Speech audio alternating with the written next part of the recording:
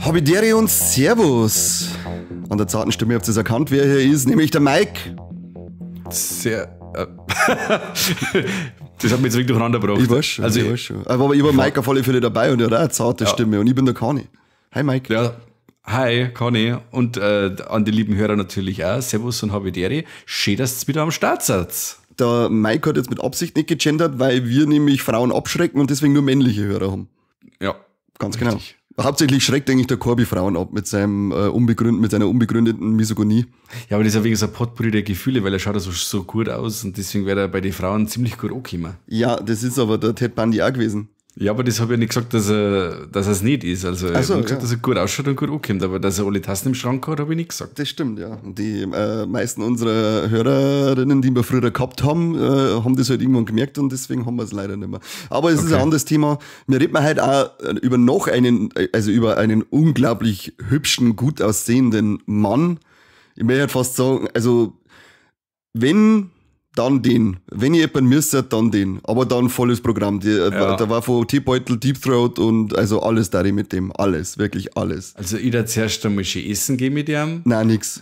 Jo, schon, ja. Wie ein Kerzenschein. Das Einzige, was ich ist ein Ejakulat von meinem Ranzen, aber. Ach ja, Alter, Alec. Piep, piep, piep. Du kannst nicht so reden, wir reden über einen jugendfreien Film, der Herrn Junge Leute, du kannst nicht so schmerzen. Ist er nicht? Falle. Ist er nicht? Jo. Halt doch den Maul. Hallo, da stirbt jemand. Muss man um 16 machen, wenn ich da 18. Also, falls jetzt da draußen noch nicht checkt oder wie das geht, also wir reden gerade über den Henry Cavill, den wahrscheinlich schönsten Mann des Universums. Und wir reden über Superman, den wahrscheinlich stärksten Mann des Universums. Ich wollte gerade sagen, mit Universum hast du eigentlich schon einen guten Stichpunkt gegeben, wer das ist. Ah, ja. Henry Cavill. Ja, genau, jetzt schmacht man nur schnell ein bisschen. Da müssen wir ja die Folge behandelt einen DC-Comic-Film und die Leute, die uns kennen, die wissen, dass das Steady-Inklusiv wird. Wir haben für DC schon lange nichts mehr gemacht. Ich glaube, was haben wir bisher gemacht für DC? Das war das Snyder Cut von Justice League, Wonder Woman 84, The Suicide Squad und The Batman und Joker.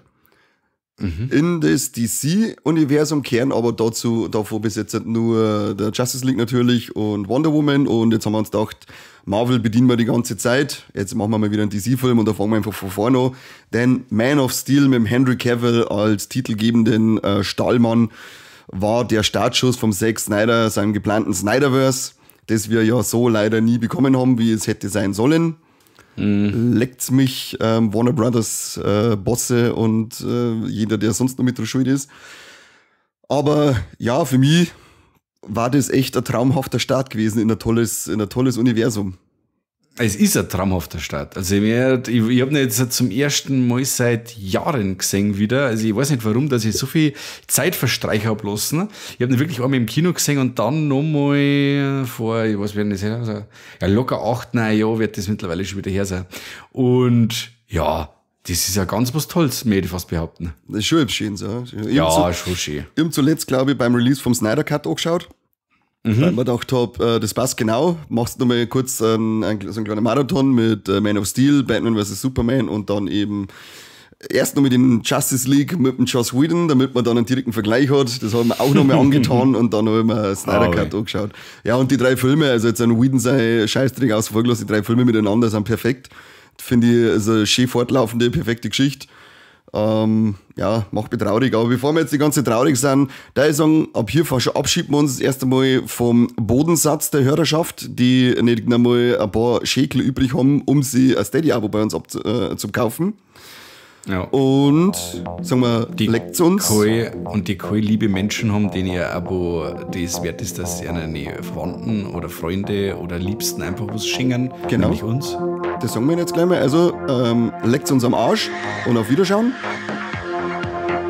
Die ganze Folge könnt ihr exklusiv auf Steady hören. Also ab auf Viva la Movilusion bei Steady, Abo abschließen und die ganze Folge genießen.